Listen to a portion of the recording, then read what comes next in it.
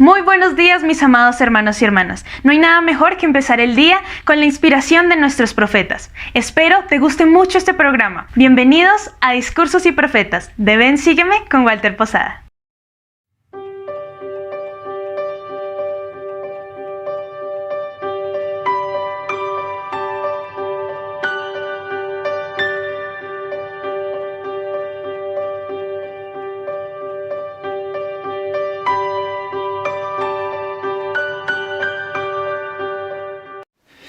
En los últimos días de su ministerio personal, Jesús dio a sus discípulos lo que Él llamó un nuevo mandamiento. Ese mandamiento, que repitió 3 veces, era sencillo pero difícil: que os améis los unos a los otros como yo os he amado. La enseñanza de amarse los unos a los otros había sido una enseñanza esencial del ministerio del Salvador. El segundo gran mandamiento era: amarás a tu prójimo como a ti mismo. Jesús incluso enseñó: amad a vuestros enemigos. Pero el mandamiento de amar a los demás, tal como Él había amado a su rebaño, fue para sus discípulos y para nosotros un desafío singular. De hecho, nos enseñó el presidente Monson el abril pasado: el amor es la esencia misma del Evangelio y Jesucristo es nuestro ejemplo. Su vida fue un legado de amor. ¿Por qué es tan difícil sentir amor cristiano los unos por los otros? Es difícil porque debemos vivir entre aquellos que no comparten nuestras creencias, valores y obligaciones de los convenios. En su gran oración intercesora que hizo poco antes de su crucifixión, Jesús oró por sus seguidores. Yo les he dado tu palabra y el mundo los aborreció, porque no son del mundo, como tampoco yo soy del mundo. Después suplicó al Padre: no ruego que los quites del mundo, sino que los guardes del mal. Debemos vivir en el mundo, pero no ser del mundo. Debemos vivir en el mundo porque, como Jesús enseñó en una parábola, su reino es semejante a la levadura, cuya función es leudar toda la masa con su influencia. Sus seguidores no pueden hacer esto si solo se relacionan con personas que compartan sus creencias y prácticas. No obstante, el Salvador enseñó que si lo amamos, guardaremos sus mandamientos. El Evangelio tiene muchas enseñanzas en cuanto a guardar los mandamientos mientras vivimos entre personas que tienen diferentes creencias y prácticas. Las enseñanzas relacionadas con la contención son fundamentales. Cuando el Cristo resucitado encontró a los nefitas que disputaban sobre la manera del bautismo, Él dio instrucciones claras en cuanto a cómo se debía efectuar esa ordenanza. Después enseñó este gran principio: no habrá disputas entre vosotros, como hasta ahora ha habido, ni habrá disputas entre vosotros concernientes a los puntos de mi doctrina, como hasta aquí las ha habido. Porque en verdad os digo, que aquel que tiene el espíritu de contención no es mío, sino es del diablo, que es el padre de la contención. Y él irrita los corazones de los hombres para que contiendan con ira unos con otros. He aquí, mi doctrina es esta: que se acaben tales cosas. El Salvador no limitó su advertencia contra la contención a aquellos que no estaban guardando el mandamiento del bautismo. Él prohibió la contención por parte de cualquier persona. Incluso aquellos que guardan los mandamientos no deben irritar los corazones de los hombres para que contiendan con ira. El padre de la contención es el diablo. El Salvador es el príncipe de paz. De igual manera, la Biblia nos enseña que los sabios apartan la ira.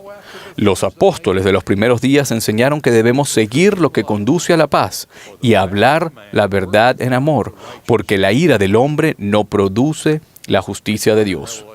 En la revelación moderna, el Señor mandó que las buenas nuevas del Evangelio restaurado se debían declarar a cada hombre a su vecino con mansedumbre y humildad, con toda humildad, no denigrando a los que denigran. Aún al procurar ser humildes y evitar la contención, no debemos abandonar ni debilitar nuestro compromiso a las verdades que comprendemos. No debemos ceder en nuestra postura ni en nuestros valores. El Evangelio de Jesucristo y los convenios que hemos hecho inevitablemente nos colocan como combatientes en la eterna batalla entre la verdad y el error. En esa batalla no hay un punto medio. El Salvador mostró el camino cuando sus adversarios lo confrontaron con la mujer que había sido sorprendida en el acto mismo de adulterio. Cuando se les avergonzó por su propia hipocresía, los que le acusaban se alejaron y dejaron solo a Jesús con la mujer. Él la trató con bondad al negarse a condenarla en ese momento, pero a la vez le indicó firmemente: no peques más. Es necesario tener bondad amorosa, pero un seguidor de Cristo, al igual que el Maestro, será firme en la verdad. Al igual que el Salvador, sus seguidores a veces enfrentarán a una conducta pecaminosa y hoy día, cuando defienden lo bueno de lo malo según su entendimiento, a veces se les tilda de intolerantes o fanáticos. Muchos de los valores y las prácticas mundanas presentan ese tipo de desafío para los santos de los últimos días. Entre ellos se destaca hoy día la fuerte tendencia que está legalizando el matrimonio entre personas del mismo sexo en muchos estados y provincias de los Estados Unidos y Canadá y muchos otros países del mundo. También vivimos entre personas que no creen en el matrimonio. Algunos no creen en tener hijos. Otros se oponen a cualquier restricción que se imponga a la pornografía o a las drogas peligrosas.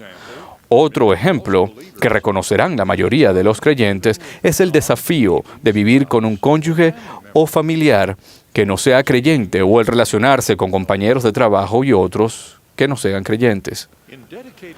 En lugares que han sido dedicados, como los templos, los centros de adoración y nuestros propios hogares, debemos enseñar la verdad y los mandamientos sencilla y completamente, según nuestro entendimiento de ellos, en el plan de salvación que ha sido revelado en el Evangelio restaurado.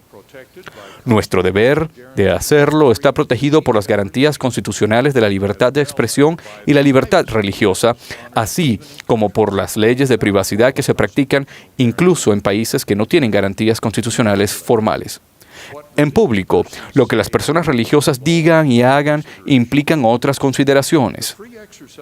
El libre ejercicio de la religión protege la mayoría de los actos públicos, pero está sujeto a restricciones que son necesarias para dar cabida a las creencias y a las prácticas de los demás. Las leyes pueden prohibir la conducta que por lo general se reconoce como equivocada o inaceptable, como la explotación sexual y la violencia u otra conducta terrorista, incluso cuando la llevan a cabo extremistas en el nombre de la religión. A pesar de que esto no sea aceptable a algunos creyentes, a veces tenemos que soportarlo. Y esto, por lo que un profeta del libro de Mormón llamó la elección del pueblo. Sobre el tema del diálogo público, todos debemos seguir las enseñanzas del Evangelio de amar a nuestro prójimo y evitar la contención. Los seguidores de Cristo deben ser ejemplos de cortesía. Debemos amar a todas las personas, ser buenos oyentes y demostrar interés por sus creencias sinceras. Aunque podamos estar en desacuerdo, no es apropiado ser desagradables. Nuestra postura y comunicaciones relacionadas con temas polémicos no deben ser contenciosas.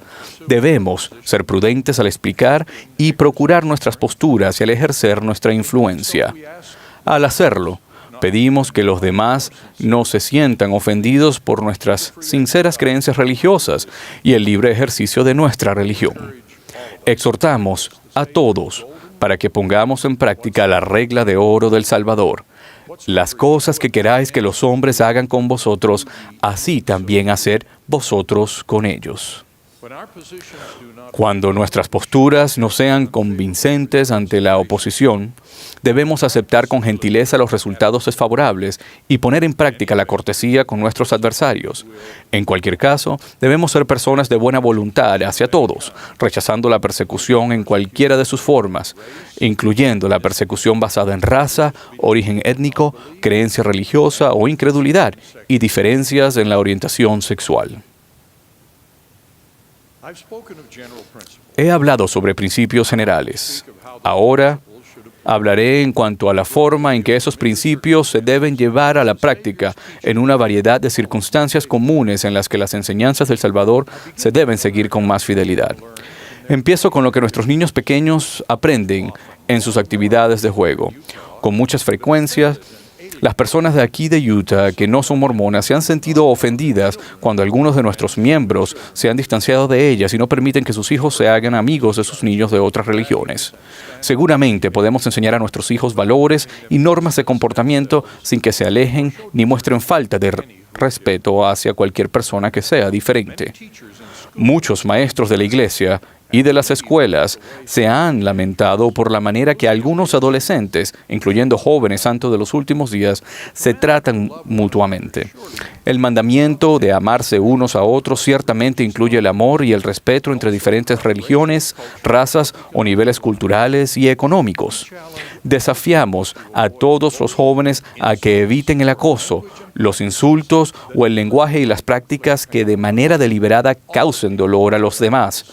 Todas esas cosas quebrantan el mandamiento del Salvador de amarse los unos a los otros. El Salvador enseñó que la contención es una herramienta del diablo. Eso ciertamente nos enseña en cuanto al lenguaje y a la práctica de la política en la actualidad.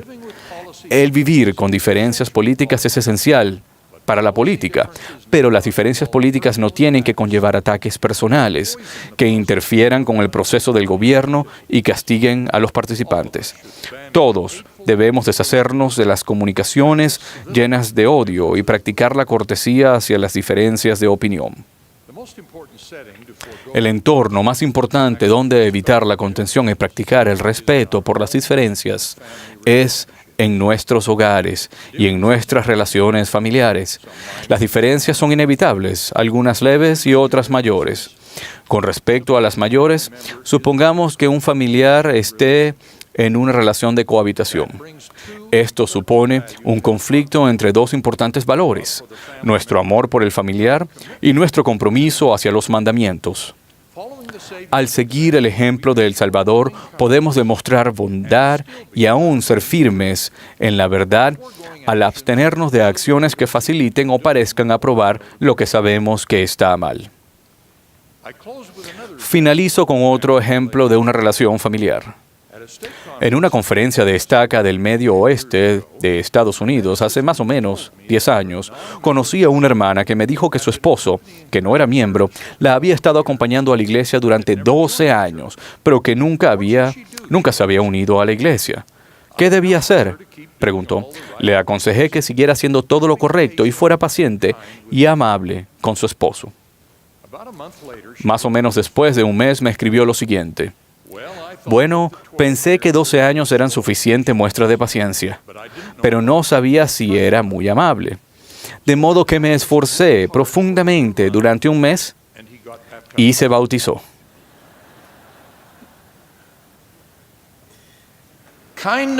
La bondad es algo potente, en especial en un entorno familiar. En la carta continuó: me estoy esforzando aún más para ser bondadosa porque nos estamos preparando para sellarnos en el templo este año. 6 años más tarde me escribió otra vez: a mi esposo lo acaban de llamar y apartar como obispo de nuestro barrio. En tantas relaciones y circunstancias de la vida, debemos vivir con diferencias. En los casos de vital importancia, no debemos negar ni abandonar nuestra opinión respecto a esas diferencias, pero como seguidores de Cristo, debemos vivir en paz con los demás que no compartan nuestros valores ni acepten las enseñanzas sobre las que ellos se basan. El plan de salvación del Padre el que conocemos por medio de la revelación profética, nos coloca en una situación terrenal en la que debemos guardar sus mandamientos.